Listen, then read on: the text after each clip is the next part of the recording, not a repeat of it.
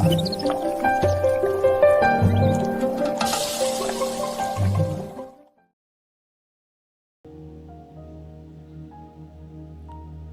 ఉన్నతమైన శ్రేష్టమైన శక్తి కలిగిన నామములో మీ అందరికీ వందనాలు తెలియజేస్తూ ఈరోజు దేవుని వాక్య భాగంలోనికి వెళదాం.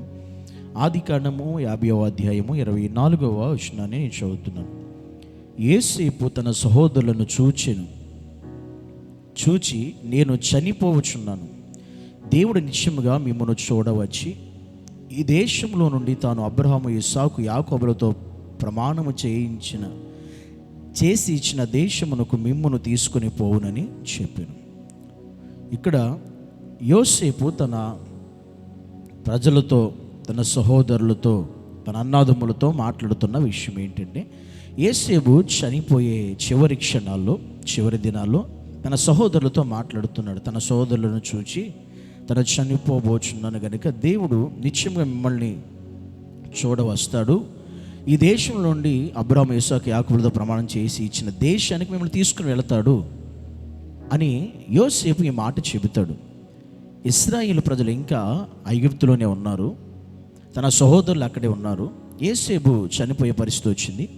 అప్పుడే యోసేపు ఒక విషయాన్ని, ఒక దర్శనాన్ని చూడగలిగాడు. అది ఏంటంటే, భవిష్యత్తులో జరగబోయేదాన్ని ముందుగానే చూచి తన సహోదరులకి చెప్పగలిగాడు యోసేపు ఆ దినాల్లోనే.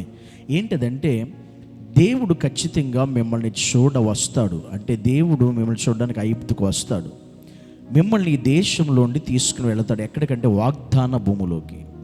దేవుడు మిమ్మల్ని తీసుకెళ్ళాలనుకున్న ఆ వాగ్దాన కనాను భూమిలోకి మిమ్మల్ని తీసుకువెళ్తాడు, అక్కడ తీసుకురావడానికి వస్తాడు అని నిశ్చయముగా జరగబోయే సంఘటన ముందుగానే చూచాడు యోసేపు. గమనించండి, ఇది ఇంకా కొన్ని వందల సంవత్సరాల తర్వాత ఇశ్రాయేలు జీవితంలో జరగబోయే సంఘటన. యోసేపు ముందుగానే చూడగలిగాడు, ముందుగానే చూసి చెప్పగలిగాడు.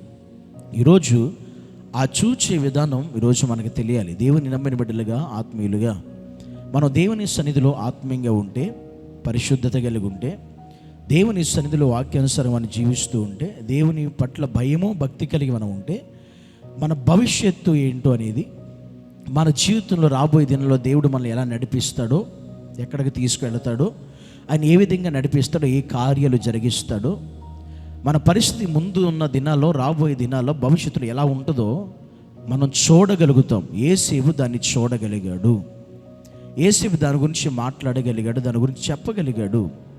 అందుకే ఈరోజు మనం దేవునిలో అంతలాగా అంటు పెట్టుకుని మనం జీవించడం. యోసేపు కష్టకాలంలో, ఇరుకులో, ఇబ్బందులో, అన్నలందరూ వదిలేసినప్పుడు, తన్ని కొట్టి గుంటలో పడేసినప్పుడు, తన అవమానపరిచి నిందించినప్పుడు, అలాంటి పరిస్థితిలో కూడా యోసేపు దేవుని విడిచిపెట్టకుండా అలాగే అంటి పెట్టుకుని బ్రతికాడు యోసేపు. అంతలా యోసేపు జీవించినప్పుడు తన పరిశుద్ధతని కాపాడుకున్నాడు యోసేపు. తన మీద నింద పడినా, జైలుకి వెళ్ళినా పర్లేదని నింద అయినా వేయించుకున్నాడు, కానీ పరిశుద్ధతను కోల్పోలేదు. అంతగా దేవునిలో జీవించిన యోసేపు ఏం చూడగలిగాడంటే, భవిష్యత్తును చూడగలడు. ఇశ్రాయేలు ప్రజలకి దేవుడు ఇవ్వబోయే వాగ్దాన దేశాన్ని గురించి అతడు ముందుగానే ఎరిగి తెలుసుకుని వారికి చెప్పిన ప్రాముఖ్యమైన విషయం ఇది. ఎంత గొప్ప విషయం ఇది అంటే, ఈరోజు మనం కూడా దేవునిలో అంతలా అంటి పెట్టుకుని దేవునితో మనం బ్రతకగలిగితే, జీవించగలిగితే, మనం భవిష్యత్తులో మన స్థితి, మన పరిస్థితులు, మన కుమారులు, మన కుటుంబాలు ఏ విధంగా ఉంటాయో కూడా మనం చూడగలం. అలా భవిష్యత్తును చూడగలిగేటువంటి ఆ జ్ఞానాన్ని దేవునిలో మనం సంపాదించుకునే వారమై ఉండాలి. అలాంటి జ్ఞానాన్ని కలిగి నడిపించబడే స్థితి కలిగి మనం ఉండాలి. కనుక అది మనకి తెలియాలంటే యోసేపు వలె మనం దేవునిలో జీవించే వారమై ఉండాలి. యోసేపు వలె కష్టాలు వచ్చినా, నష్టాలు వచ్చినా, ఎన్ని ఇబ్బందులు కలిగినా దేవుని విడిచిపెట్టకుండా ఉండాలి. పరిశుద్ధతను కాపాడుకోవాలి, లోకానికి దూరంగా ఉండాలి, పాపం నుండి పారిపోవాలి. ఇవి మన జీవితంలో జరిగితే నేను కూడా నీ భవిష్యత్తు ఏంటో, నీ జీవితం ఏంటో, నీ ఫ్యూచర్ ఏంటో కూడా నీకు దేవుడు చూపించగలుగుతాడు. దాన్ని చూసే కృప మనం పొందుకుంటాం. యోసేపు అదే కలిగి ఉన్నాడు, తన సహోదరులకి ఆ విషయాన్ని చెబుతున్నాడు.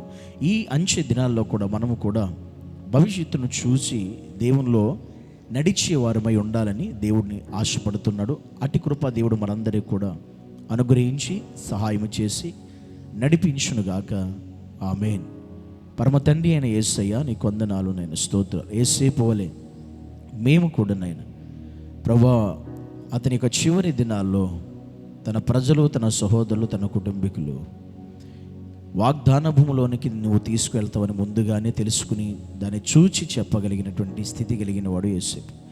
ఈ రోజుల్లో మేము కూడా నాయనా భవిష్యత్తు నీలో ఎరిగి నడిపించబడే ఆత్మీయ జీవితం మాకు దయచేయమని యేసు నామములో ప్రార్థించి వేడుకుంటున్నాము తండ్రి.